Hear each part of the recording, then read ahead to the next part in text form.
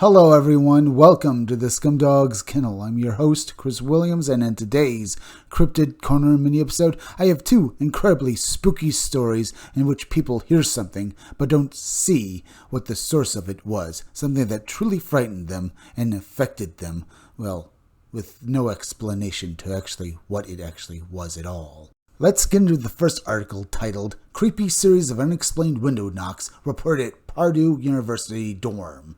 People started screaming, and we could hear people opening their doors and running across the halls into their friends' rooms because they were terrified. It kept happening for probably 2 more hours. And as you can see from that brief little bit from the article we'll be reading here, folks, it does sound very spooky, folks. In fact, it sounds pretty damned scary to me.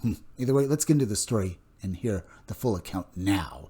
During my freshman year of college of Purdue University, I was living on the 4th floor of my dorms. It was wintertime and there was snow on the ground. It was probably around 3 or 4 in the morning, and my roommate and I had both randomly woken up, but we weren't talking, as we both thought the other was asleep. Then we both heard a very clear, loud knocking on our window. 4 loud knocks that you could just tell were on glass. We both said, "Did you hear that?" and were kind of spooked. 15 minutes went by, nothing happened. I was starting to fall back to sleep, and there it was again, 4 loud knocks. At this point, I was shaking because in my mind, someone had somehow climbed up to our window and was trying to scare us. So I got up and pulled our blinds back to look for someone. No one was there. No footprints on the snow, on the ground, nothing. So I got back in bed. And I have to say, folks, from the sounds of it, it looks like it literally is, well, a ghost knocking on their window. But that's not all it did there, folks. It was constantly moving about. And we'll hear about that as we read the rest of the account, folks. Another 5 minutes or so and we heard the knocking again, but it was coming from what sounded like the neighbor's window. Sure enough, we heard our neighbors say, "Dude, WTF," and shuffle around a little.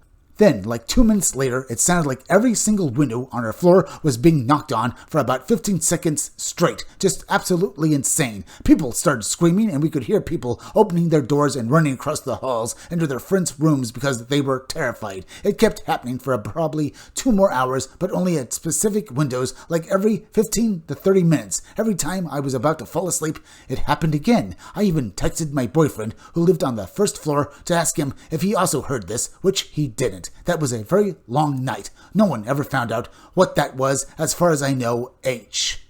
Now, folks, it could very well be that this is some sort of crypto-terrestrial account. It sounds rather mischievous, like stories dealing with this sort of phenomena, folks, but also sounds like it would be maybe a very, well, malicious or basically, well, mischievous ghost itself doing this. But it could also be something else, folks. Perhaps it was a prank done by, well, maybe some people who wired basically some sort of stereo system maybe into, well, the walls or maybe the carpets of these people's rooms.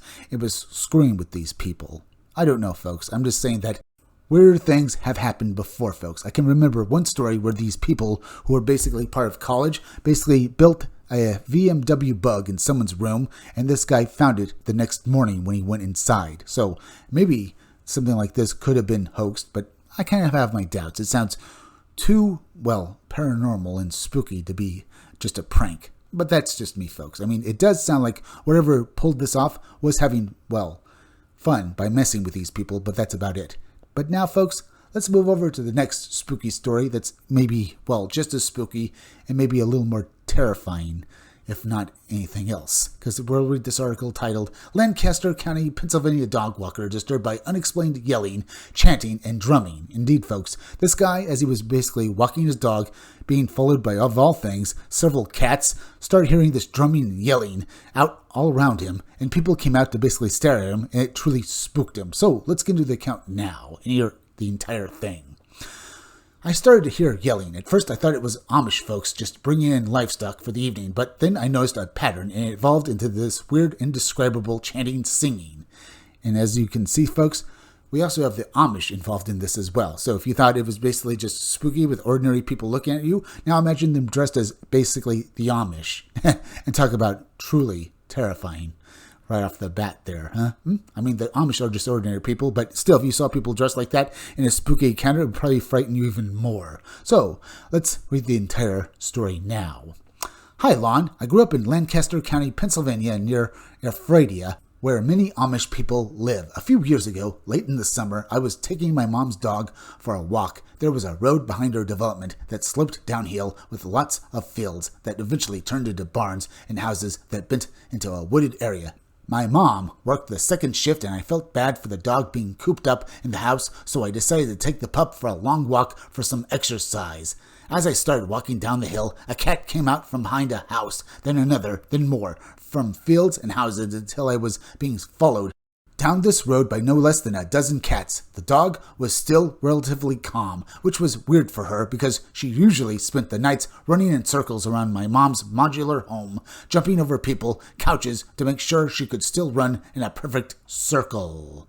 I kept going down this road, which stretched out for probably a mile in front of me before bending into the trees. The sun was beginning to go down, and that's when I started to hear yelling. At first, I thought it was Amish folks just bringing in livestock for the evening, but then I noticed a pattern, and it evolved into this weird, indescribable chanting, singing. Someone had a drum. I started slowing down and heard dogs barking from all over the place. Then a few people opened the front doors to their homes and were just staring at me. I got the fuck out of there and ran the whole way up that hill with the dog, cats still following until we got to the main road. Never went that way for a walk again. I know that you are familiar with the Amish, since you have stated that your early family was part of that community. Have you heard anything as bizarre as what I experienced? Thanks, P. This time the note, with a little more information at the end of this article, folks, has some very, and I mean that, very important information that we should all talk about and read through now. Note: some folks who live outside of the sect claim that there are Amish members who practice a form of magic and occultism.